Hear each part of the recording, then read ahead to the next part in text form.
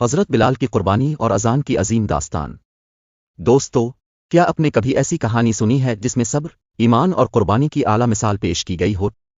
آج میں آپ کو ایک ایسے عظیم شخص کی کہانی سنانے جا رہا ہوں جنہوں نے اپنی زندگی کو اسلام کے لیے وقف کر دیا۔ وہ ہیں حضرت بلال ابن رباح۔ حضرت بلال مکہ میں ایک مشہور سردار امیہ بن خلف کے غلام تھے۔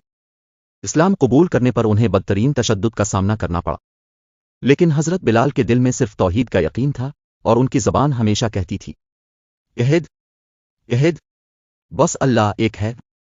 ان کے مالک نے انہیں دہکتے ہوئے پتھروں پر لٹا دیا، لیکن ان کے ایمان میں کبھی لرزش نہ آئی۔ ان کا صبر دیکھ کر حضرت ابو بکر صدیق نے انہیں خرید کر آزاد کر دیا۔ کیا آپ جانتے ہیں، حضرت بلال کو اسلام میں پہلے مؤذن ہونے کا شرف حاصل ہوا۔ حضرت بلال کی آواز ہر مسلمان کے دل میں اطمینان اور خوشی کا سامان بنتی تھی، لیکن جب رسول اللہ کا وصال ہوا تو حضرت بلال کا دل ٹوٹ گیا۔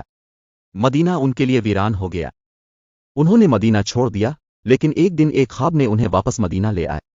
مدینہ کے لوگوں کے اصرار پر انہوں نے دوبارہ اذان دی اور پورے مدینہ میں وہی سکون لوٹ آیا جو رسول اللہ کی زندگی میں تھا۔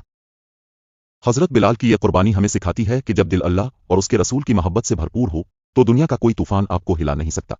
یہ کہانی ایمان، توحید اور قربانی کی وہ روشن شمع ہے جو ہمیشہ جلتی رہے گی۔